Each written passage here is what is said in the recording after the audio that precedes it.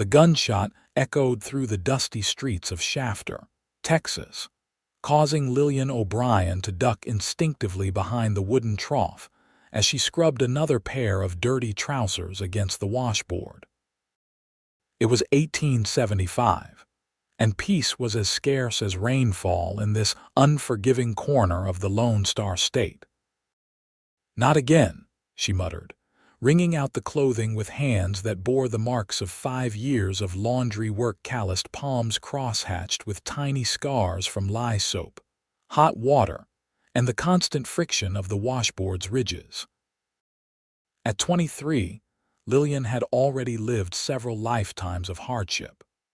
Orphaned at 16 when a fever took both her parents within days of each other, she had traveled west from Philadelphia with nothing but determination and the skills her mother had taught her.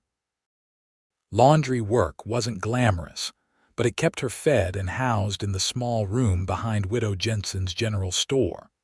The saloon doors swung open across the street, and 2 men stumbled out, one clutching his bleeding arm while the other holstered his smoking revolver. Just another Tuesday in Shafter, Lillian sighed, plunging her hands back into the water. The cool liquid stung the fresh crack in her skin where the harsh soap had done its damage. She ignored the pain, as she always did. Pain was a luxury she couldn't afford to acknowledge. "Miss O'Brien," a deep voice called from behind her. She turned to find Sheriff Tanner approaching, his weathered face creased with concern. "Sheriff," she acknowledged with a nod, continuing her work. "You might want to finish up early today. Stage is coming in with some cattle buyers, and you know how rowdy that lot can get." Lillian smiled thinly. "Thank you for the warning, but these clothes won't wash themselves." The sheriff tipped his hat. "Just looking out for you. You're about the only honest business left in this town." As he walked away, Lillian reflected on his words. Honest work. That's all she'd ever wanted.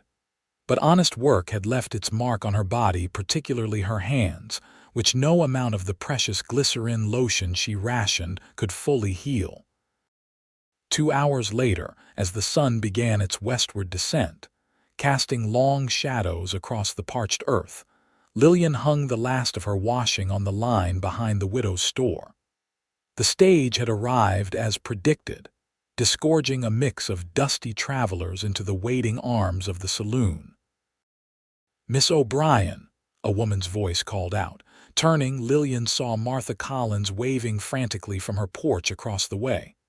"What is it?" Lillian called back, wiping her hands on her apron. "My Thomas is burning up with fever. Could you come look at him?"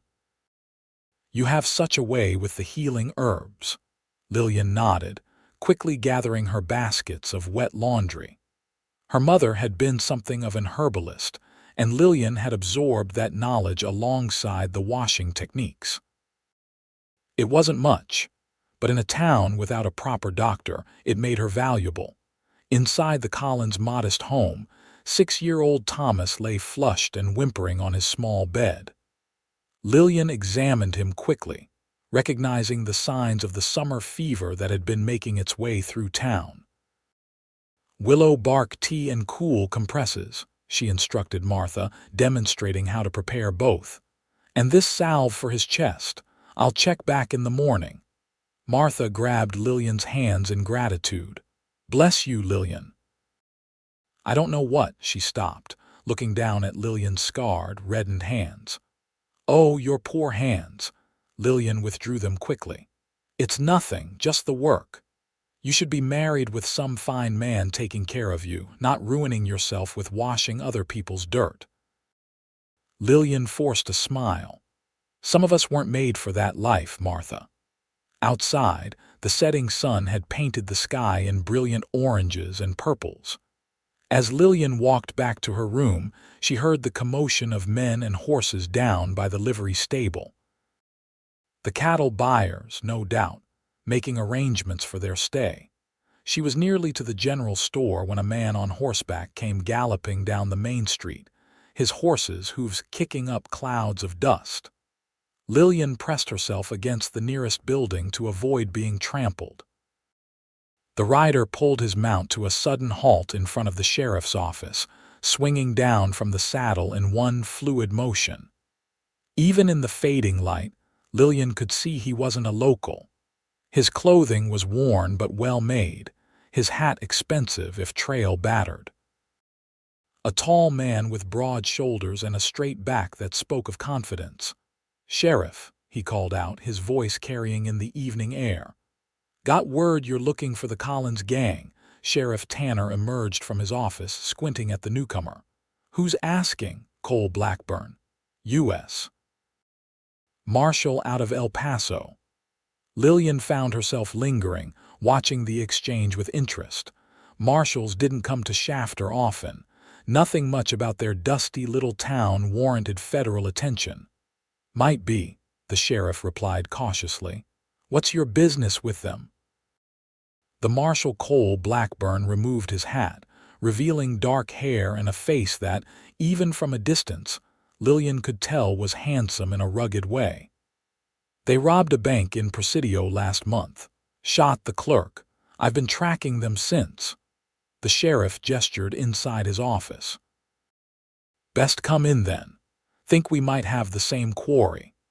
As the men disappeared inside, Lillian realized she'd been standing there staring for far too long.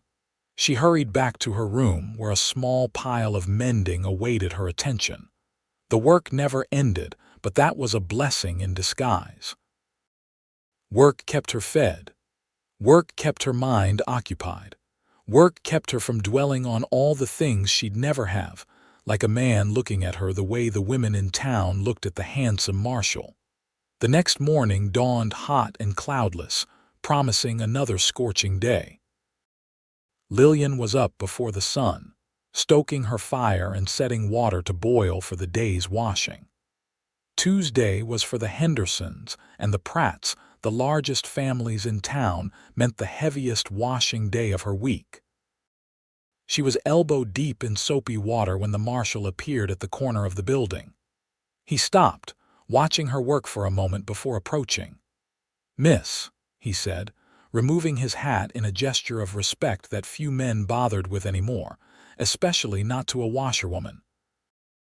Lillian straightened, pushing a loose strand of hair from her face with her forearm to avoid dripping on her dress. "Marshal," she replied, trying to keep her tone professional despite her awareness of how she must look, hair escaping its pins, face flushed from steam and exertion. "I'm told you might have information about some strangers who passed through town last week." Lillian frowned. "Who told you that?" "Sheriff mentioned you do laundry for most of the town. Said you notice things others don't." It was true enough. People rarely paid attention to the woman washing their clothes, which meant Lillian often overheard conversations not meant for her ears. "There were 3 men," she said carefully. "Stayed at the saloon for 2 nights. Had accents not from Texas. Further east, maybe Georgia or the Carolinas." The marshal nodded, his blue eyes sharp with interest. Anything distinctive about them? Lillian thought back. The youngest had a fresh bullet wound on his shoulder. I could tell from the bloodstains I couldn't quite get out of his shirt. And the oldest wore a gold pocket watch with an unusual design, looked like a falcon or eagle. Cole Blackburn's eyebrows rose slightly. "That's mighty observant of you, Miss O'Brien. Lillian O'Brien. Miss O'Brien." He said her name with a respectful nod.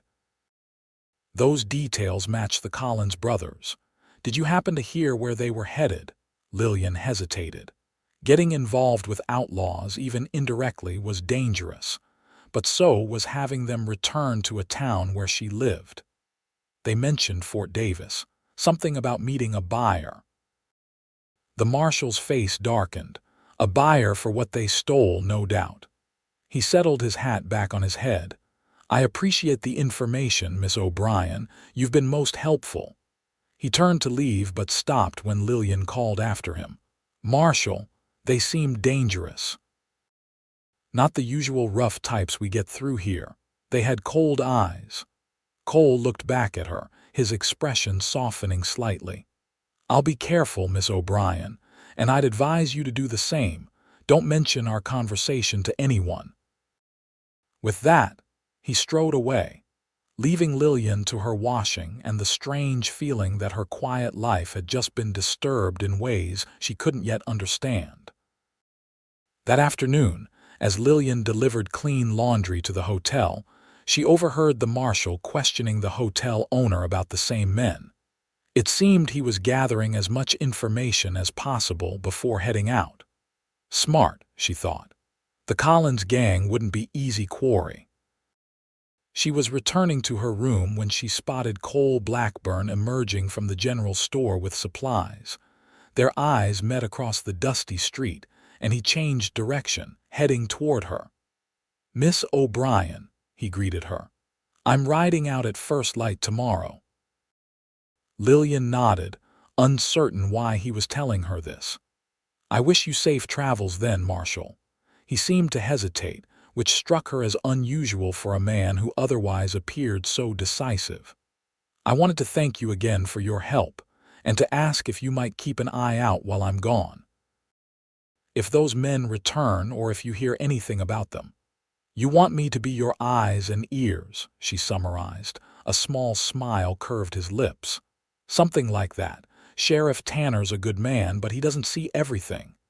And you think I do." "I think you see more than most give you credit for." The observation was surprisingly perceptive, and Lillian found herself warming to this man who treated a washerwoman with the same respect he'd give a lady.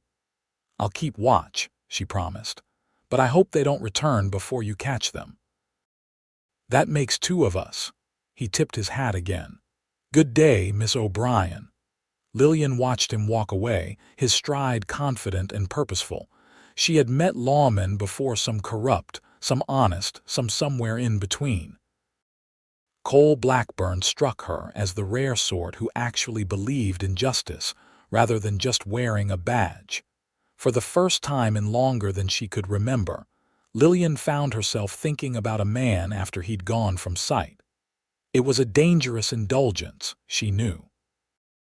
Men like Cole Blackburn didn't settle in places like Shafter, and they certainly didn't court washerwomen with work-ruined hands. The next morning, Lillian rose even earlier than usual, telling herself it was to get a head start on the washing. But when she positioned herself near the livery while gathering water, she knew she was hoping for a last glimpse of the marshal. She wasn't disappointed. Cole Blackburn emerged leading a fine chestnut gelding, his saddle bags packed for the journey. He spotted her immediately, changing course to approach. "Early riser," he commented. "The work demands it," she replied, hefting her water bucket. He reached out, taking it from her hands. "Allow me." Before she could protest, he was walking beside her, carrying the heavy bucket as if it weighed nothing. "The Collins gang is dangerous, Miss O'Brien. I should be back within a week, but if they return before that—" "I'll be careful," she assured him. They reached her washing station, and he set the bucket down. In the soft light of dawn, his face looked younger, the lines of determination temporarily softened. "Why did you become a marshal?" The question slipped out before she could stop it. If he was surprised by her curiosity, he didn't show it. "My father was killed by men who thought themselves above the law. I decided then that someone needed to remind them they weren't." The simplicity and conviction of his answer touched something in Lillian. "That's a noble calling." He shrugged slightly. "Some days it feels that way. Other days it's just dusty trails and cold camps." His eyes met hers. "What about you? How did you come to be in Shafter?" The personal question surprised her. Few people asked about her past. "My parents died. I needed work." Washing clothes doesn't require much beyond willing hands and a strong back. Cole's gaze dropped to her hands, and Lillian resisted the urge to hide them in her skirts. They were her badge of survival, even if they weren't pretty. "Well, I'd best be going if I want to make good time," he said finally. Remember what I said about being careful. Good hunting, Marshal Blackburn. He mounted his horse with the easy grace of a man who'd spent most of his life in the saddle. With a final nod in her direction, he rode out of town, becoming a diminishing silhouette against the rising sun. Lillian watched until he disappeared completely, then turned to her washing with a sigh. One brief encounter with an interesting man didn't change anything about her life or prospects. She had work to do, same as every other day. The week passed slowly, each day bleeding into the next in a routine of washing, drying, ironing, and mending. Lillian kept her promise, listening carefully to the gossip and conversations around her, but there was no sign of the Collins gang returning to Shafter. On the 8th day after Cole's departure, as Lillian was hanging sheets to dry in the late afternoon, she spotted a rider approaching from the east. The sun was behind him, making it difficult to see clearly, but something about the silhouette was familiar. Her heart quickened as the rider drew closer and she recognized the chestnut gelding and its rider. Cole Blackburn had returned to Shafter, but as he approached, she could see something was wrong. He was slumped in the saddle, one hand pressed to his side. Lillian dropped her laundry basket and ran toward the main street. By the time Cole reached the edge of town, she was there alongside several other townspeople who had noticed his condition. "Marshal's hurt," someone called, and willing hands reached up to help him from the saddle. Blood had soaked the left side of his shirt, and his face was pale and drawn with pain. Despite his condition, his eyes found Lillian in the small crowd. "Miss O'Brien," he said, his voice weaker than she remembered. "Seems I could use some of those healing skills folks say you have." "Get him to my room," Lillian instructed the men supporting him. "It's closest, and I have my herbs there." No one questioned her authority in that moment. Two men half-carried Cole to the small room behind the general store, laying him carefully on Lillian's narrow bed. "What happened?" she asked, already gathering clean cloths and her precious medical supplies. "Ambush," Cole grunted as she carefully unbuttoned his shirt to reveal an ugly bullet wound in his side. "Got one of them, but the others escaped. Managed to get the bullet out myself, but it's festered some." Lillian examined the wound with careful fingers. It was inflamed and hot to the touch, but not as bad as it could have been. "You're lucky. The bullet didn't hit anything vital from the looks of it." "Don't feel particularly lucky," he muttered, then hissed as she began cleaning the wound. "This will hurt," she warned, reaching for the bottle of whiskey she kept for medicinal purposes. "But infection is a more painful way to die." For the next hour, Lillian worked methodically, cleaning the wound, applying a poultice of herbs her mother had taught her to use for drawing out infection, and finally bandaging Cole's torso. He endured it all with minimal complaint, watching her work with pain-glazed but attentive eyes. "Where did you learn all this?" he asked as she finally sat back, wiping her hands on a clean cloth. "My mother. She was something of a healer back in Philadelphia." Lillian began tidying up her supplies. "You should rest now. The fever will likely get worse before it gets better." "I'm putting you out of your bed." "I've slept in worse places than my own floor," she assured him. "Just focus on healing. The Collins gang will still be there when you're recovered." His hand shot out, grasping her wrist with surprising strength for an injured man. "They know I'm tracking them. They might come here looking to finish the job." Lillian felt a chill at his words. "Then we'll post guards. The men in town will help." Cole's grip relaxed slightly, but he didn't release her. "Your hands," he said, his voice softer now. "They're so skilled, so sure." Lillian tried to pull away, suddenly self-conscious of the rough, scarred skin he must feel against his fingers. "They're serviceable enough." "More than that," he murmured, but his eyes were drifting closed, the combination of pain, exhaustion, and whiskey finally overtaking him. Lillian gently extracted her wrist from his grasp and arranged a makeshift bed for herself on the floor. As she settled in for what promised to be a restless night, she found herself looking at her own hands in the dim lamplight. They were not the soft, pale hands of a lady. They were the hands of a woman who had survived by her own labor, who had scrubbed and wrung, and mended her way through 5 years of independence. The scars and calluses were a map of her life of hardship endured and overcome. For the first time in years, Lillian wondered what it would be like to have those hands touched with tenderness rather than just utility. The thought made her cheeks warm, and she quickly dismissed it as foolishness born of an unusual day. Marshal Blackburn was her patient, nothing more. And tomorrow, she still had laundry to wash. Morning brought a higher fever, as Lillian had predicted.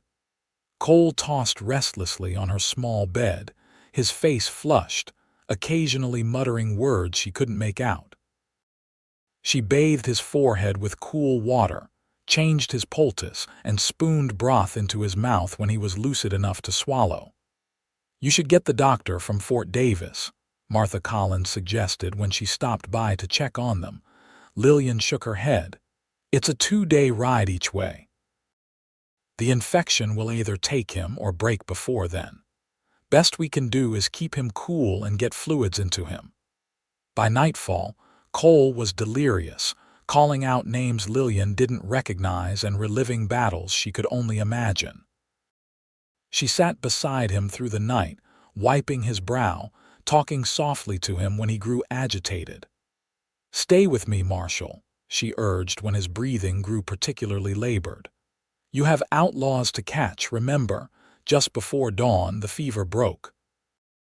Lillian, dozing in her chair, awoke to find Cole watching her, his eyes clear for the first time in 2 days. "You saved my life," he said simply. Lillian straightened, automatically reaching to check his forehead. Cool and dry. "You're not out of danger yet," she cautioned. "But the worst has passed, I think. How long have I been here? This is the 3rd day." He tried to sit up, grimacing with the effort. "I need to get back on their trail." Lillian pressed him gently back down. "You need to regain your strength first. Otherwise, you'll just give them another chance to finish what they started." Cole subsided with reluctance. "You haven't been sleeping," he observed, noting the shadows under her eyes. "I've slept enough." "And your washing, your livelihood," Lillian shrugged. "The town understands, Mrs. Pratt is handling the most urgent work for me." Cole looked around the small room, taking in the sparse furnishings and neatly organized belongings. "You've given up your bed, your work, your privacy. For a stranger." "You're not exactly a stranger anymore," Lillian replied with a small smile. "I've heard quite a lot from you these past days, though I doubt you'll remember much of it." A flicker of alarm crossed his face. "What did I say?" "Nothing too compromising," she assured him, "though you have strong opinions about a man named Randall Thompson." Cole's expression darkened. "He was my partner, died because I made a mistake." Lillian hadn't expected such a direct answer. "I'm sorry. It was 3 years ago." His tone suggested the wound was still fresh despite the passage of time. She busied herself preparing a fresh poultice. "We all carry our ghosts, Marshal." "Cole," he corrected. "After all this, I think you've earned the right to use my given name." Lillian nodded, not trusting herself to say it aloud just yet. There was a dangerous intimacy growing between them, the kind that led to disappointment for women like her. Over the next few days, Cole regained his strength rapidly. By the end of the week, he was able to sit up without assistance and take short walks around the room. Lillian continued her nursing duties while gradually resuming some of her washing work, aware that she couldn't afford to lose all of her customers. "Tell me about Philadelphia," Cole said one evening as Lillian mended a shirt by lamplight. He was propped up in bed, watching her fingers work the needle with practiced precision. She looked up, surprised by the request. "What do you want to know?" What was your life like there? Before? He gestured vaguely, encompassing her current circumstances, Lillian's hand stilled in her lap. It was different. My father was a bookbinder. We weren't wealthy, but we were comfortable. I had schooling. We attended concerts sometimes. Mother dreamed I might marry a clerk or a shopkeeper one day. What did you dream of? The question caught her off guard. It had been so long since anyone had asked about her dreams. I wanted to be a teacher, she admitted. I loved books, still do when I can get my hands on them. What happened to change things? Lillian resumed her sewing, eyes fixed on the neat stitches. Typhoid. It swept through our neighborhood, took both my parents within a week of each other. I was 16. Cole was silent for a moment. And you came west alone? Not immediately. I tried to maintain the household, but without my father's income. Eventually, the landlord made it clear I had other ways to pay the rent. Her voice hardened at the memory. I left that night, took what I could carry and bought a ticket west with my mother's brooch. That took courage, Lillian shrugged. It took desperation, but I survived. She held up the mended shirt. This should hold now. Cole recognized her desire to change the subject.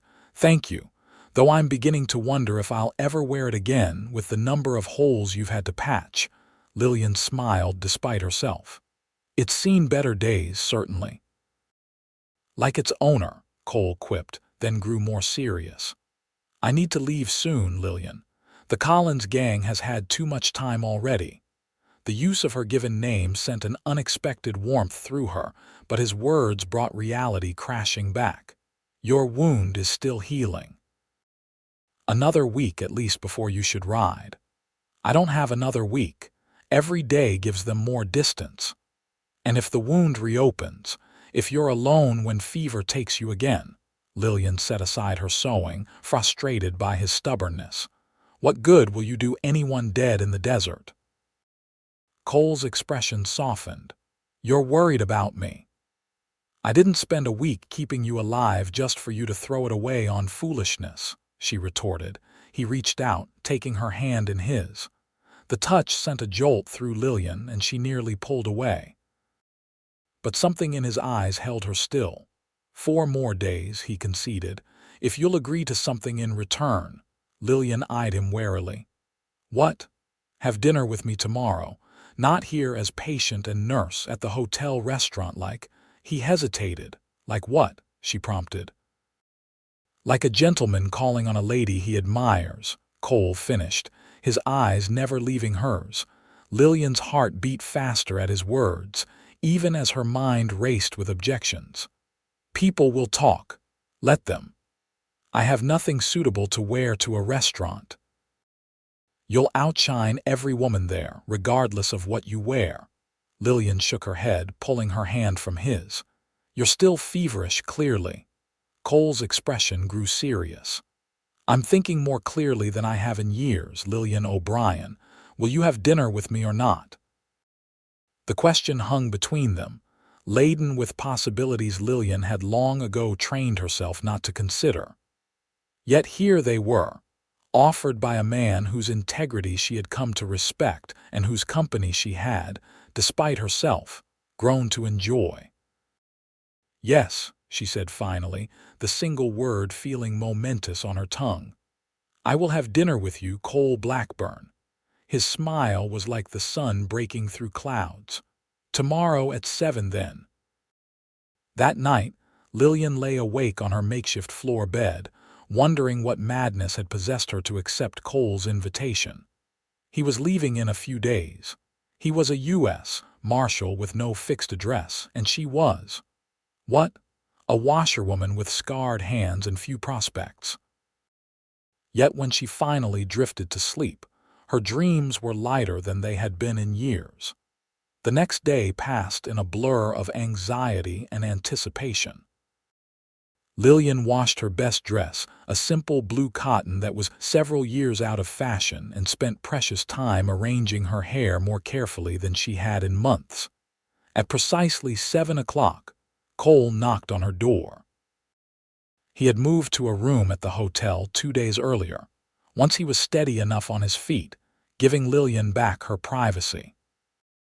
Now he stood before her, clean-shaven and handsome in a fresh shirt and his least battered vest, looking more like the formidable lawman who had ridden into town and less like the patient she had nursed. "You look beautiful," he said simply, offering his arm. Lillian felt her cheeks warm as she took it, acutely aware of the curious glances they received as they walked to the hotel. Shafter's finest establishment was modest by big city standards, but its small dining room offered tablecloths and actual glass for the window's luxuries in this part of Texas. The hotel owner's wife showed them to a table, her eyebrows raised in poorly concealed surprise at seeing Lillian O'Brien as a dining guest rather than a laundress delivering clean linens. "People are staring," Lillian murmured as they sat down. "Only because they're wondering how I managed to persuade the most capable woman in town to spend an evening with me," Cole replied smoothly. Despite her nervousness, Lillian found herself relaxing as the meal progressed. Cole was an attentive companion, drawing her out with questions about her interests and sharing stories of his own travels that made her laugh.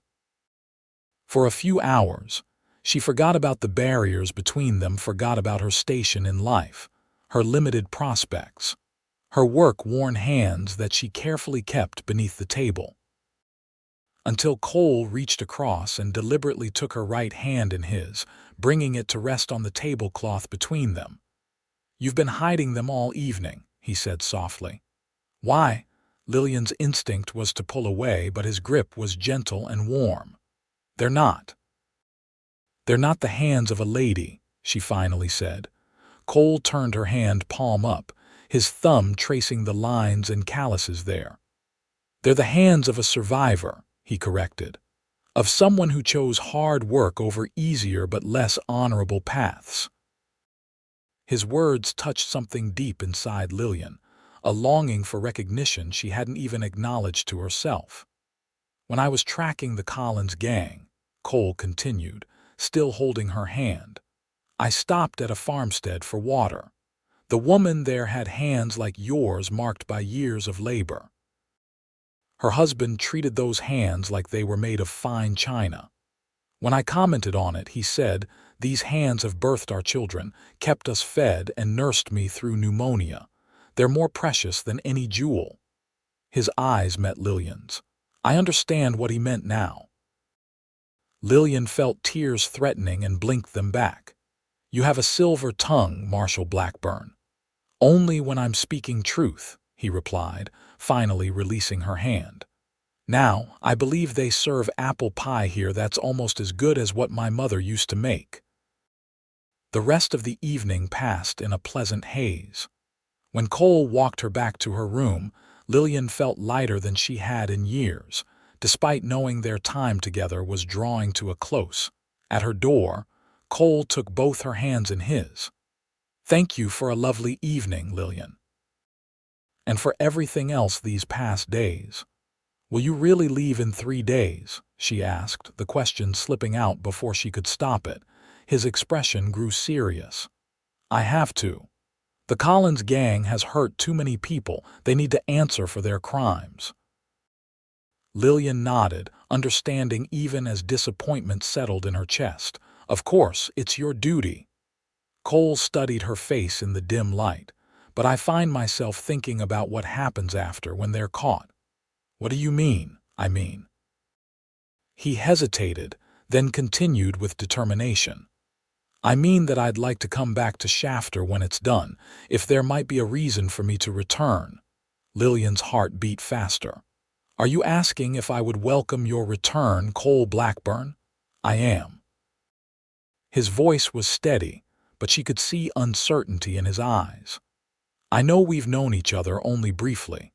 I know my life is dangerous and unsettled, but I've never met anyone like you, Lillian O'Brien, and I find myself reluctant to simply ride away." The honesty of his words touched her deeply. "I would welcome your return," she said softly. "Very much." Relief and something warmer spread across his features. Slowly, giving her time to pull away if she wished, Cole leaned forward and placed a gentle kiss on her lips. It was brief but tender, a promise rather than a demand. "Then I will return," he said simply. The next 3 days passed too quickly. Cole regained more of his strength and Lillian returned to her full workload, though she spent her evenings with him, talking late into the night. They spoke of their pasts, their hopes, the books they'd read and places they'd seen or hoped to see. It was as if, having acknowledged the connection between them, they were racing to learn everything possible before separation. On the morning of Cole's departure, Lillian met him at the livery stable. He had already saddled his horse and packed his few belongings. "I'll send word when I can," he promised, checking his saddle straps one final time. "It may be a few weeks, depending on where the trail leads." Lillian nodded, fighting to maintain her composure. "Be careful." Cole turned to her, taking her hands in his. One by one, he turned them over, examining the scars and calluses that mapped her years of labor.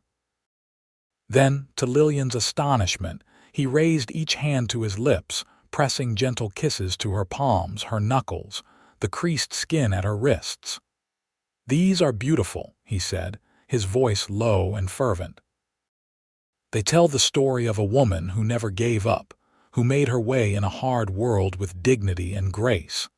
I see your courage in every scar, your perseverance in every callus." Tears sprang to Lillian's eyes at the unexpected tenderness. No one had ever looked at her hands at her with such admiration. "Come back to me," she whispered. Cole pulled her closer. "Wild horses couldn't keep me away." Their parting kiss was bittersweet, filled with promise but shadowed by the dangers that lay ahead.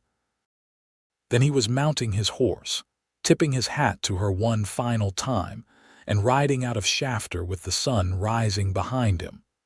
Lillian watched until he was out of sight, then turned back to the waiting work, her hands already anticipating the familiar sting of soap and water. But something had changed. For the first time in years, she had hoped to accompany the labor hope and the memory of gentle kisses on scarred skin. The days following Cole's departure settled back into a rhythm of work and waiting. Lillian washed and mended, delivered clean laundry, and helped tend to the occasional illness or injury among the townspeople. But her thoughts were frequently with Cole, wondering where he was, if he was safe, whether he was closing in on the Collins gang. 2 weeks passed without word. Then 3.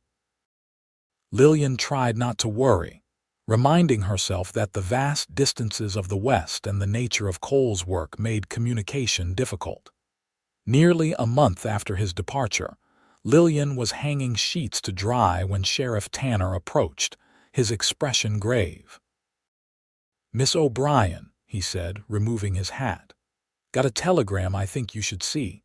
Lillian's hands froze on the clothespin. "Is it about Marshal Blackburn?" The sheriff nodded, holding out a piece of paper. "From the marshal's office in El Paso." With fingers that suddenly trembled, Lillian took the telegram and read.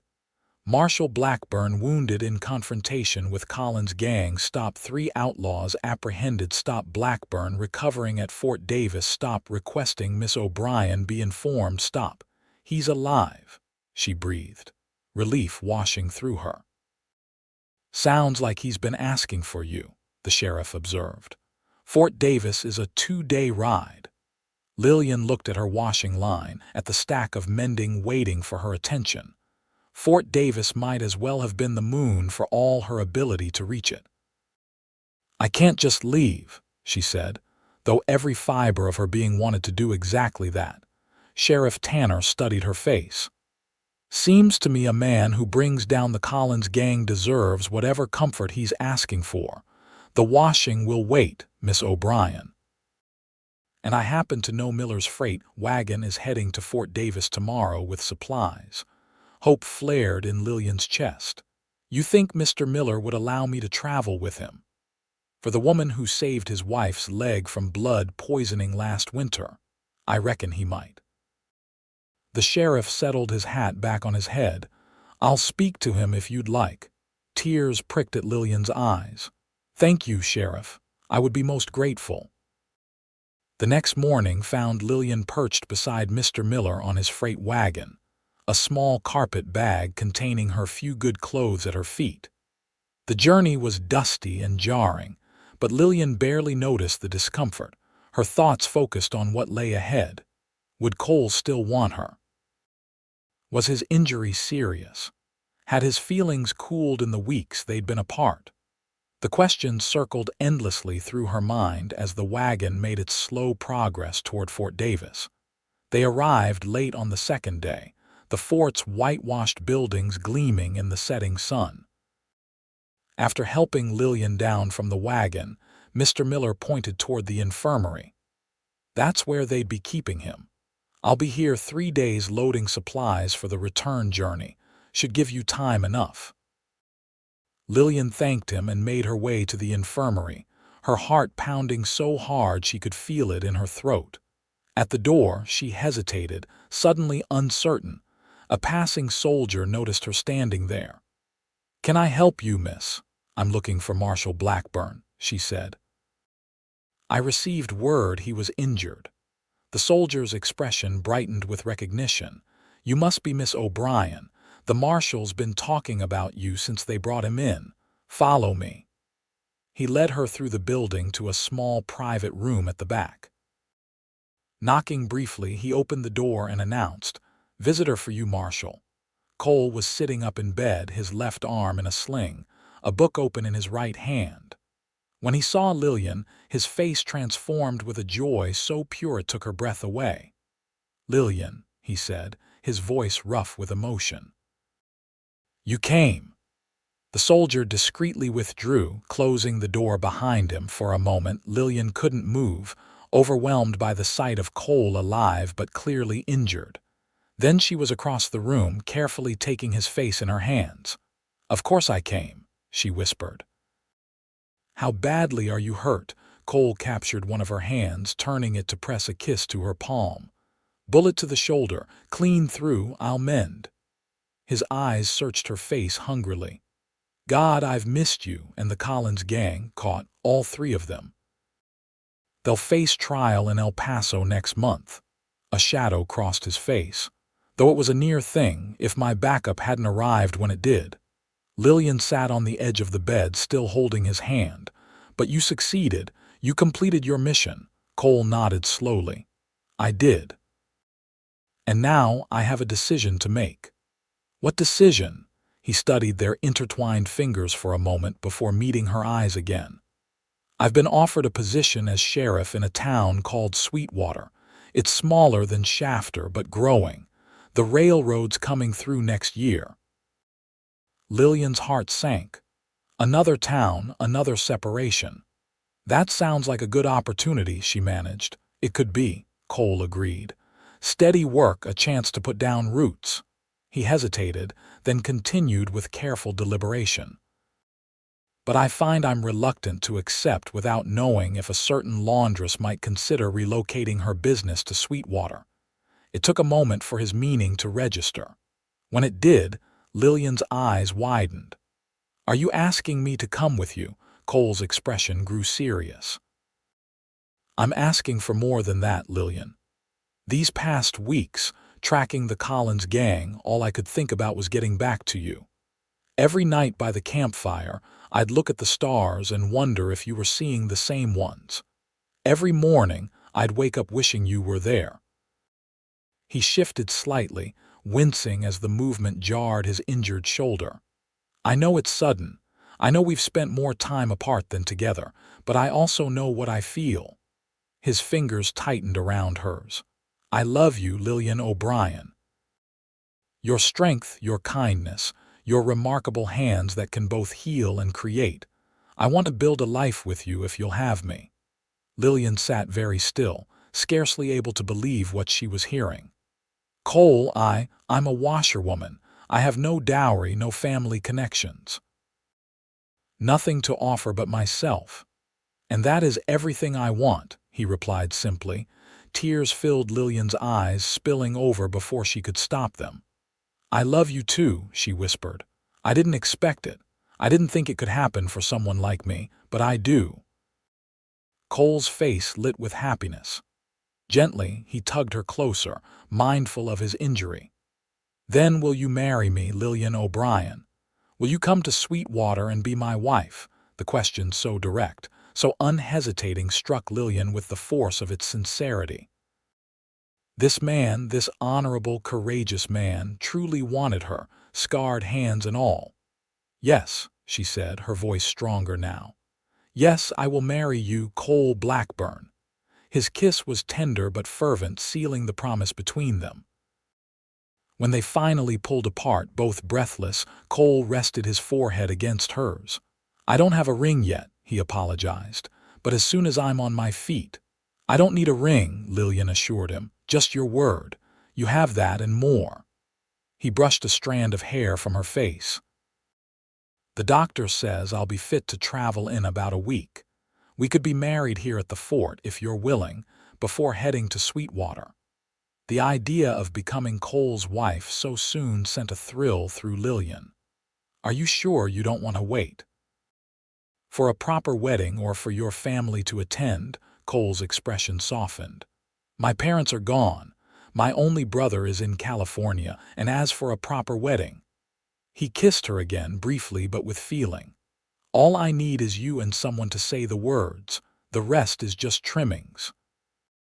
Joy bubbled up inside Lillian, unexpected and overwhelming. After years of hardship and loneliness, she had found not just love but a future brighter than any she had dared to imagine. "Then yes," she said, smiling through her tears. "Let's be married here as soon as you're well enough." The week that followed was a whirlwind of preparations. The fort's commander, impressed by Cole's capture of the notorious Collins gang, offered the use of the chapel for the ceremony. The doctor's wife took Lillian under her wing, helping her alter a dress and offering the loan of a veil. Mr. Miller agreed to delay his return to Shafter by a few days to allow time for the wedding. Word was sent to Shafter about Lillian's impending marriage and relocation. To her surprise and gratification, several replies came back with congratulations, and even a few small gifts: a handkerchief from Martha Collins, a jar of honey from the widow Jensen, a letter from Sheriff Tanner expressing his best wishes and assuring her that her small room would be kept for her should she ever wish to return. The morning of the wedding dawned clear and bright. As Lillian prepared in the quarters provided for her, she found herself looking at her hands, the hands that had kept her fed and housed, that had healed Cole and others, that had marked her as a woman of labor rather than leisure. Soon, those hands would bear a wedding ring. They would still work, she had no illusions about suddenly becoming a lady of leisure, but they would also be held, cherished, kissed by a man who saw beauty in their scars. The ceremony itself was simple but meaningful. Cole, still moving carefully but free of his sling, stood tall and proud in a new shirt and the marshal's badge he would soon exchange for a sheriff's star. When Lillian entered the chapel in her borrowed veil, his face showed such naked adoration that several of the attending soldiers cleared their throats and looked away, as if witnessing something too intimate for public view. They spoke their vows clearly, promising to love and honor each other through whatever life might bring. When Cole slid the simple gold band onto Lillian's finger, purchased from a jeweler in Fort Davis the day before, he raised her hand to his lips once more, kissing the scarred knuckles in a gesture that brought tears to the eyes of even the most hardened soldiers present. "I now pronounce you husband and wife," the chaplain declared, and Cole's kiss sealed their union amid the cheers of their impromptu wedding guests. The journey to Sweetwater took 4 days by stagecoach, with stops along the way at inns and way stations. For Lillian, those days were filled with a happiness she had never known, the joy of being Mrs. Cole Blackburn, of planning a future together, of falling asleep and waking in her husband's arms.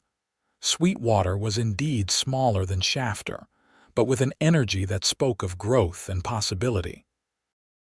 As the stagecoach pulled into town, Lillian saw a main street lined with businesses, a schoolhouse at one end, and beyond that, the beginnings of railroad construction. "What do you think?" Cole asked, watching her face as she took it all in. "It's lovely," she said honestly. "It feels hopeful." He squeezed her hand. "That's what I thought too." Pointing to a modest but well-maintained building near the center of town, he said, "That's the sheriff's office with living quarters above. It's not grand, but it's solid, and there's room for a garden out back." Lillian turned to him, touched by his consideration of her wishes. She had mentioned once, during their evenings in Shafter, how she missed her mother's herb garden. "It sounds perfect," she assured him. The townspeople of Sweetwater welcomed their new sheriff and his bride with curiosity and warmth. Cole was known by reputation the marshal who had finally brought down the Collins gang, and that earned him immediate respect. Lillian's status as his wife opened doors that might have remained closed to her as a single washerwoman. But it was her own skills and character that soon won her friends and a place in the community. She continued to take in laundry, but selectively now, focusing on the hotel and a few of the wealthier families in town. She also began to cultivate her herb garden and, with the doctor's blessing, to offer her healing skills to those in need. By the end of their first month in Sweetwater, Lillian had established a small but steady income of her own, contributing to their shared household in ways that made her proud. Cole's transition from marshal to sheriff was equally successful. His fairness and integrity quickly earned him the town's trust, and his reputation helped keep potential troublemakers in line. The work was steadier and less dangerous than his marshal duties had been, though still not without risk in a frontier town. 6 months into their marriage, as they sat on the small porch of their quarters on a mild spring evening, Cole took Lillian's hands in his, a gesture that had become a ritual of sorts between them. "Are you happy here?" he asked, his thumb tracing the familiar patterns of her scars, now softened somewhat by months of less punishing work and the salve he insisted on rubbing into them each night. Lillian smiled, leaning against his shoulder. "Happier than I ever dreamed possible. Even with a husband who sometimes wakes in the night, haunted by old ghosts, even then." She turned to face him. "We all have our ghosts, Cole. What matters is that we face them together now." He kissed her then, with the same tenderness he had shown from the beginning, but now deepened by months of shared life and love.